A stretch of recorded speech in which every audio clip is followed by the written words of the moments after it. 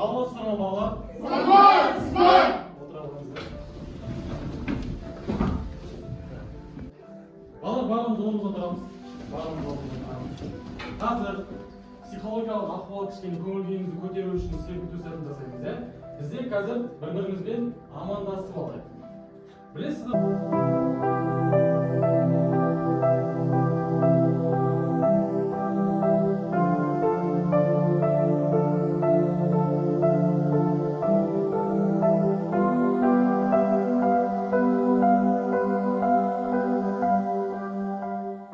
Жақсы балалар, бүгін біз өз-өзімізді бағалайтын боламыз. Ол үшін біз білім класс бағалау парағын қолданатын боламыз. Әрқайсыңыз осы парақты қолдану арқылы өз-өзіңізді бағалайсыздар. Мынаны қолданып білесіздер ғой, 10 балға дейін өздеріңіз жылжытып бағалап отырасыздар өз-өзіңізді.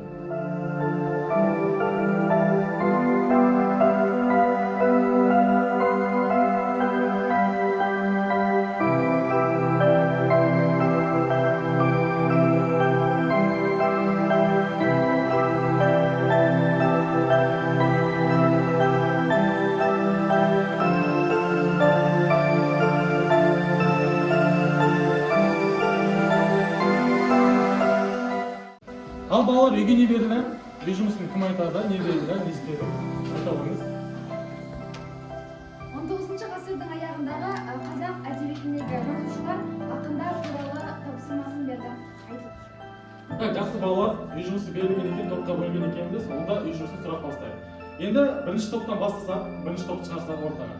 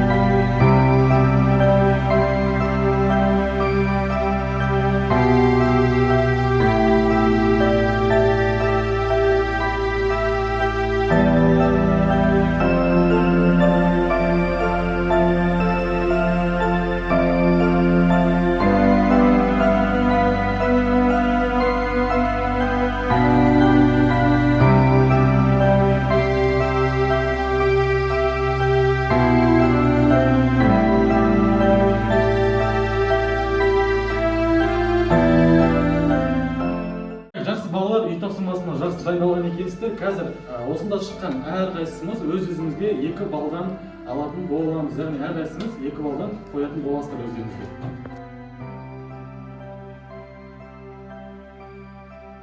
Балалар, бүгінгі біздің жаңа тақырыбымыз 19 ғасырдағы қазақтың күй өнері мен ән саз өнері. Бүгінгі сабағымыздың мақсаттарына назар аударсақ. Бүгінгі сабағымыздың бірінші мақсаты 19 ғасырда қазақ халқының күй өнері мен ән саз өнерінің дамуы және ұлттық мұра ретіндегі мәнін түсіну. Екіншісі, бізде тарихты қызықты әрі жеңіл үйрену үшін заманауи технологияларды қолдануға болатынын түсіну. Бүгінгі біздің тақырыбымыз өте ерекше және рухани терең тақырып болып кетті. Балалар, бүгінгі біздің тақырыбымыз 19 ғасырдағы қазақтың күй өнері мен ән саз өнері. Яғни бұл ғасыр бізде өте қиын кезең болған. Сол кезде өздеріңіз білесіздер, Ресейдің отаршылдығын, езгісін көрген болатын қазақ халқы. Сол қазақ халқының мұңын жеткізген, қазақ халқының мұратын, мақсатын жеткізген бізде әртүрлі әншілер, күйшілер, сазгерлер болған болатын.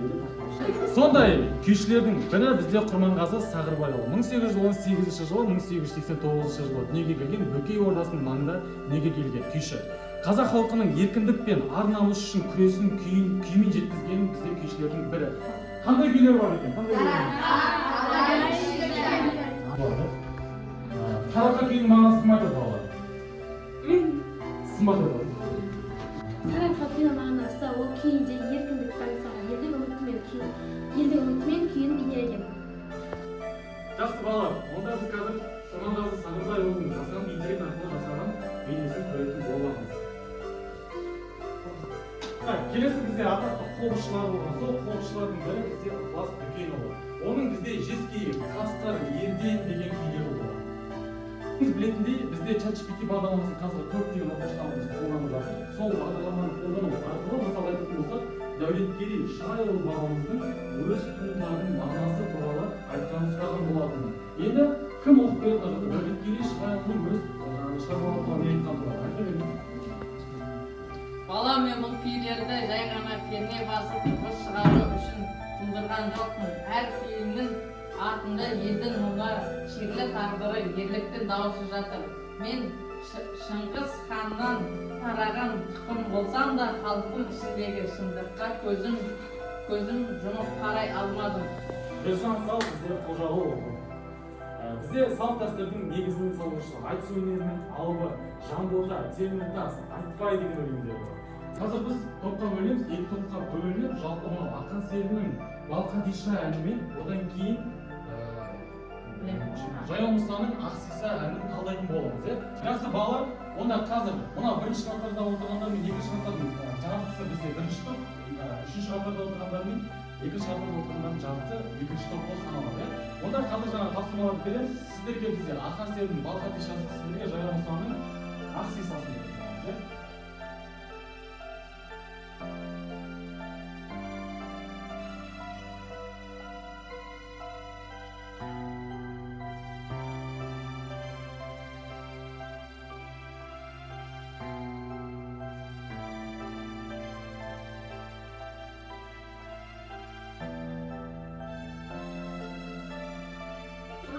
Жақсы балалар, қай топтай?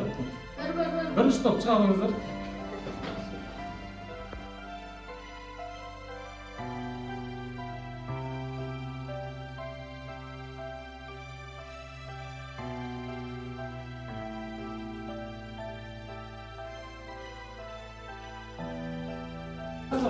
Жақсы балалар, тапсырманы орындаған топтарға бізде 4 балдан тапсырманы барлық бала орындап шықты. Сол үшін әрқайсысы өзіңізге 4 балдан қоя берсеңіздер болады. Балалар, жақсы онда бізде жұптық жұмыс. Бізде әнтөкәді басқа шығыңыздар, әнтөкені алу кереміз. Шығыңыздар. Қазір сіздер бір санды тоқтатасыздар, сол санды тоқтатқан кезде сол түскен санға сұраққа жауап бересіздер.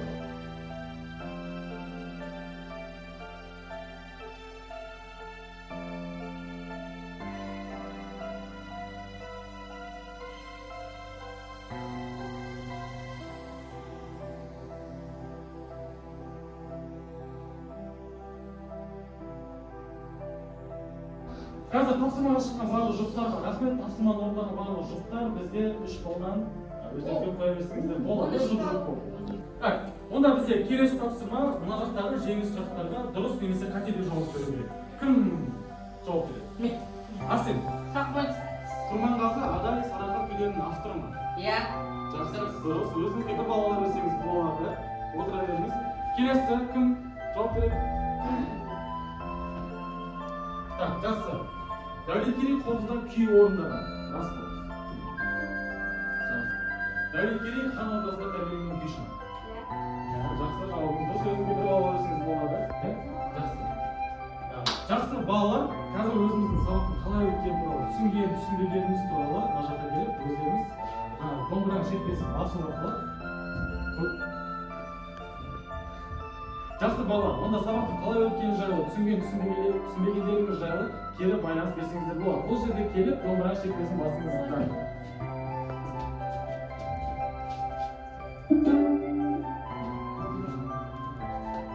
Келесі.